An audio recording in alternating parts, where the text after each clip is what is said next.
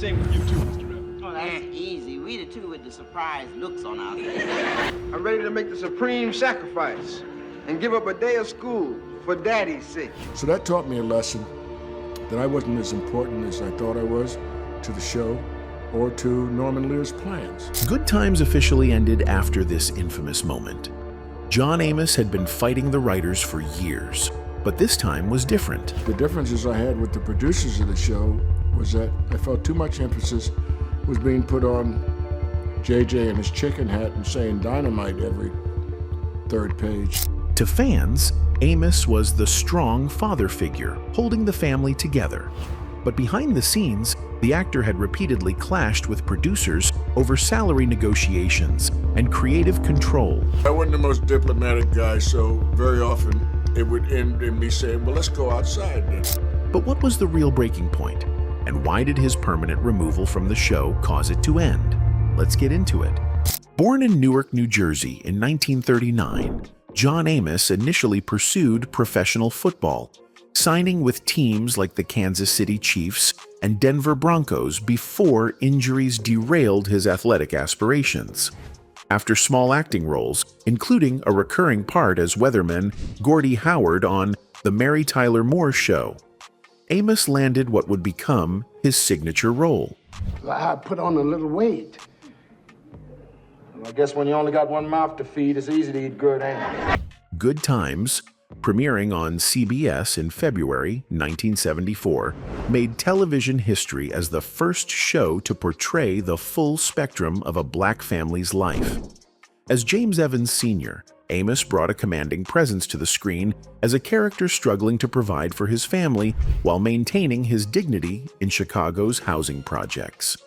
For the first time, millions of Americans were seeing a black father portrayed with depth, strength, and complexity, a revolutionary step forward in a television landscape that had long relegated black characters to sidekicks and stereotypes. But behind the scenes, the atmosphere was far from revolutionary. The writer's room for Good Times, a show about the authentic black experience in America, was staffed entirely by white writers, a fact that would become a major source of friction as the show progressed.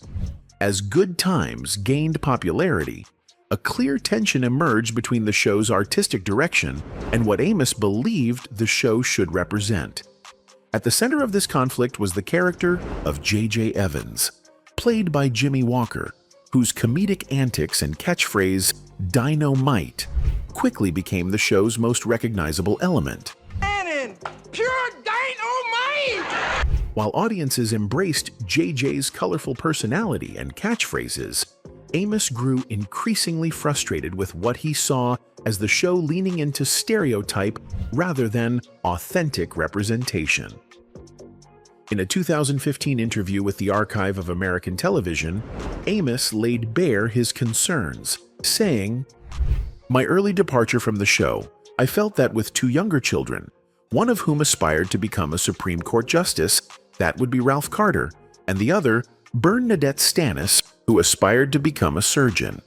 There was too much emphasis being put on JJ and his chicken hat saying dynamite every third page, when just as much emphasis and mileage could have been gotten out of my other two children." For Amos, this wasn't just about screen time or story balance. It was about the broader implications of how black youth were being portrayed on national television. While Michael represented academic excellence and Thelma embodied ambitious career goals, JJ was increasingly pushed toward what Amos viewed as buffoonery. The frustration wasn't just that JJ was getting more attention. It was that his character was being developed in ways that Amos believed reinforced negative stereotypes about young black men. At a time when positive black representation on television was exceedingly rare, these concerns carried significant weight. Possibly the most explosive point of contention for Amos was the makeup of the writing staff. In an era where civil rights advances were still fresh and representation battles were being fought across American institutions, Good Times, a show explicitly about the black experience, had an entirely white writing team. I felt like I knew more about what a black family should be and how a black father would act than our writers, none of whom were black. The disconnect between the lived experiences of the black cast and the perspectives of the white writing team created an environment ripe for conflict. For Amos, who had grown up in Newark and East Orange, New Jersey, the writer's depictions of black family life often missed the mark of authenticity he believed viewers deserved. As the face of black fatherhood on the show, he felt a particular responsibility to push back against portrayals he considered inaccurate or harmful. Throw in whatever else the kids got, and that's all we own. The conflicts weren't limited to abstract disagreements about character development. According to Amos, there were specific scripts and storylines that he challenged on the grounds of authenticity and dignity. The writers, meanwhile, became increasingly frustrated with what they perceived as an actor overstepping his boundaries by questioning their creative decisions. As tensions escalated, the professional disagreements took on a more confrontational tone. By his own admission, Amos's approach to raising his concerns was far from diplomatic, a fact he would acknowledge in later interviews with a mix of reflection and lingering conviction about the substance of his objections. I wasn't the most diplomatic guy, so very often it would end in me saying, well, let's go outside then. The image of the former football player physically intimidating the writing staff with suggestions to take it outside paints a vivid picture of just how heated these creative disagreements had become. For writers accustomed to the polite conventions of Hollywood collaboration, Amos's confrontational style represented a shocking departure from business as usual. By the end of the third season, the situation had become untenable. The specific incident that finally led to Amos's dismissal has never been fully detailed publicly, but the culmination was clear. John Amos was fired from Good Times, with his character killed off in a car accident in what would become one of television's most shocking departures. The decision to kill off James Evans rather than simply write him out of the show in a way that would allow for a potential return spoke volumes about the finality of the break between Amos and the production. There would be no reconciliation, no guest appearances. James Evans was dead, and John Amos's time on Good Times was definitively over. For viewers, the sudden death of James Evans was shocking and emotionally devastating. The episodes dealing with the family's grief became iconic television moments. Ironically, some of the show's most powerful and authentic emotional moments came as a direct result of Amos's firing. I was told after I was killed off of Good Times, you'll never work again. As God would have it, though, less than 6 or 7 months later, David Walper cast me as a part of the adult Kunta Kinte and Roots, and the rest, as they say, is history. In the 5th season, Roll's character, Florida, was written off the show in a much kinder way than James. Instead of dying, her character remarries and moves to Arizona, leaving her kids to take care of themselves in Chicago. This new direction for the show brought in a storyline about Penny, a young girl who was being abused, played by a young Janet Jackson. However, this didn't stop the show's ratings from dropping. Before the taping of season 6 began, CBS and the show's producers decided that they had to do something drastic to increase viewership. According to Steve Mills, the then vice president of CBS programming, we had lost the essence of the show. Without parental guidance, the show slipped. Everything told us that. Our mail, our phone calls, our research. We felt we had to go back to basics. Producers soon asked Roll to return for the final season to help save the show. She agreed to return under certain conditions, namely more money, better storylines, and only if it would be the last season. Roll came back to Florida, giving fans one more season with the strong mother figure they loved. In the season 6 premiere episode, Florida's Homecoming, Part 1, Florida returns from Arizona to attend Thelma's upcoming wedding to professional football player Keith Anderson. Ultimately, Roll's return wasn't enough, and CBS canceled the show during the 1978 to 1979 season. Nearly 50 years after Good Times first aired, the cast members' lives tell the real story of what happened when television's most groundbreaking family show imploded. Some thrived after the chaos, others struggled to recover, and a few have already passed away. James Evans Sr. is a character many people remember.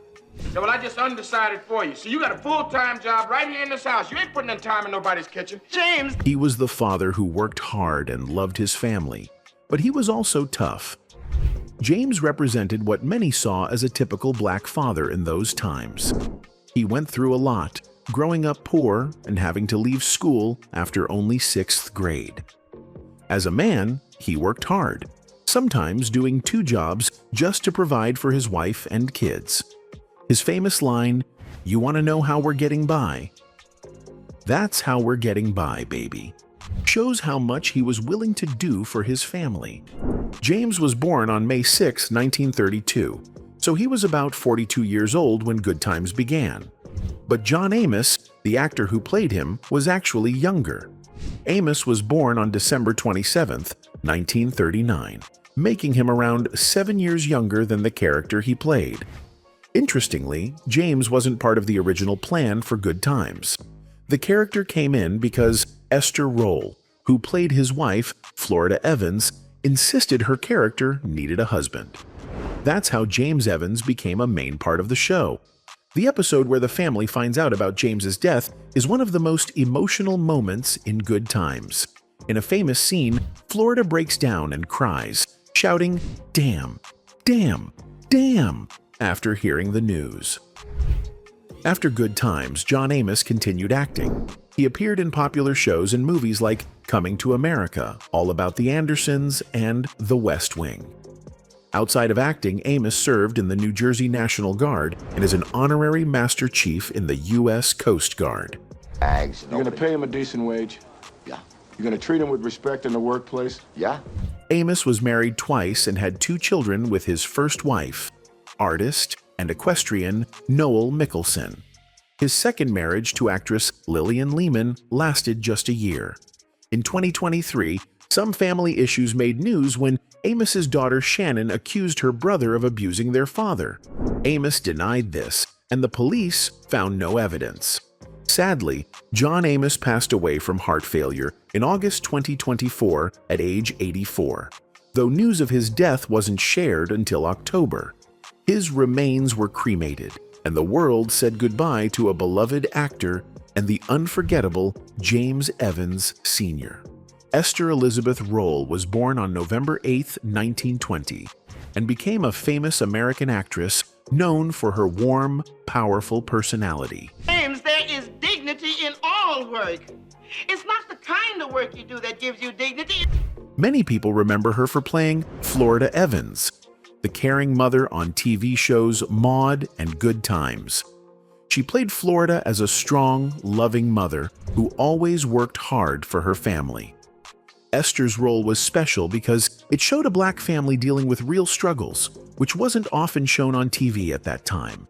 People admired her because she made Florida feel like a real person, not just a character. Esther grew up in a big family in Florida. She was one of 18 children, so she knew a lot about family life and hard work. Her parents were immigrants from the Bahamas, and they raised their children to be proud and strong. This background helped Esther bring a real, authentic feel to her role as Florida.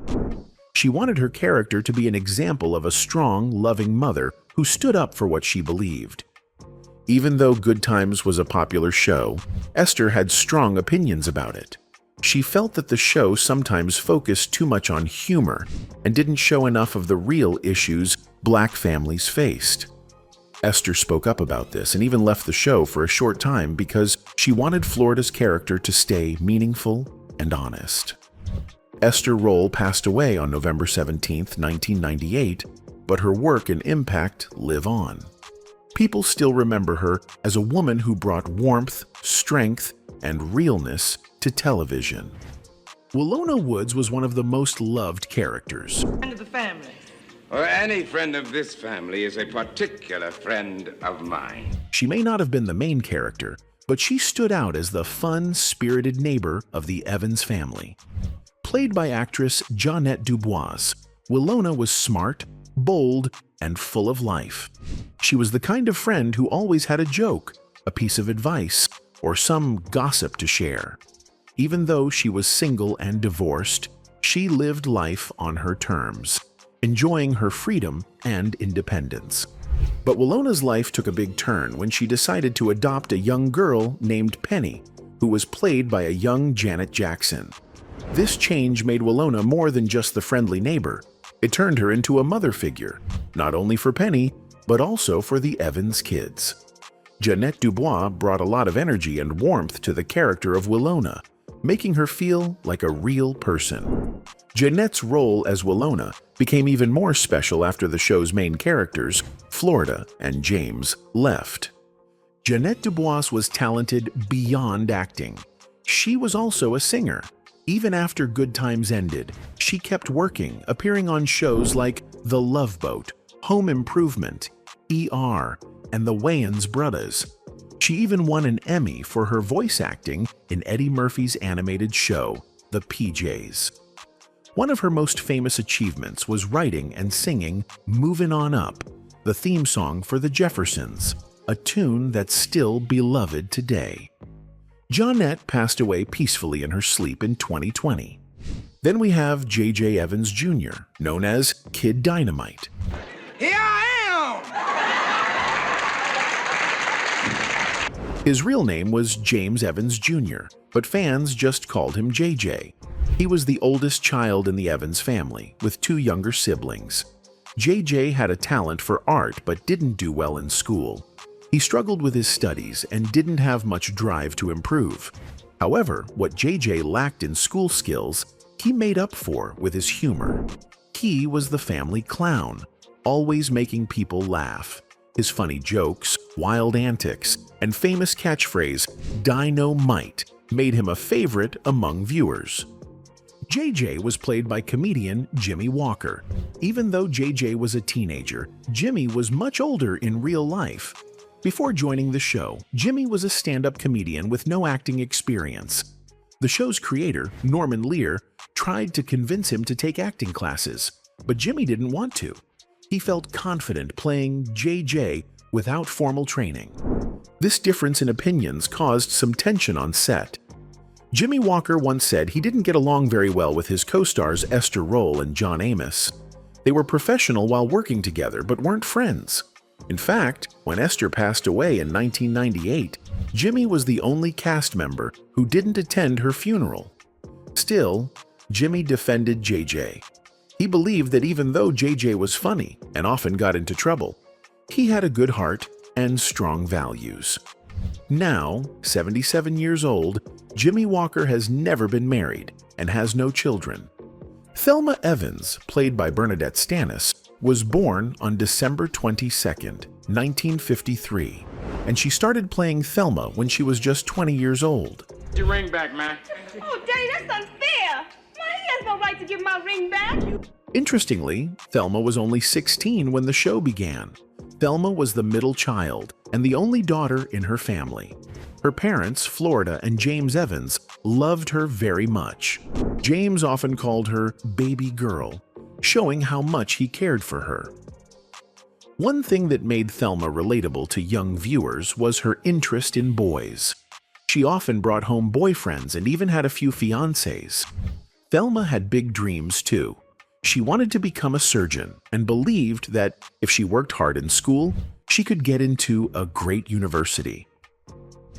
After Good Times, Bernadette continued her acting career with guest spots on popular shows like The Love Boat and The Cosby Show. She also became a published author, sharing her stories and experiences. Bernadette has been married 4 times and has 2 children. Now, at 70 years old, she has lived a rich life full of love and talent. Nathan Bookman, played by Johnny Brown, was the funny but tricky superintendent of the housing project where the Evans family lived. Hello, new tricks. Oh, by the way, I guess I owe you some thank you for getting me. When Nathan first appeared, he was just a recurring character. Right from the start, there were tensions between him and the Evans family. By season 4, he became a permanent character on the show. As the series went on, Nathan became less of a bad guy and started showing some good traits. Still, he was often seen as an outsider. The other characters teased him about his weight and slow wit. Nathan Bookman was born on April 30th, 1937. This means he was about 38 years old when he first appeared on Good Times. In the early episodes, the relationship between Nathan and Willona, a character on the show, was particularly funny and often angry. Willona often called Nathan names like Buffalo Butt and Booger. In fact, Good Times was the first TV show to use the word booger, which was quite a big deal. After Good Times, Johnny Brown had a successful acting career.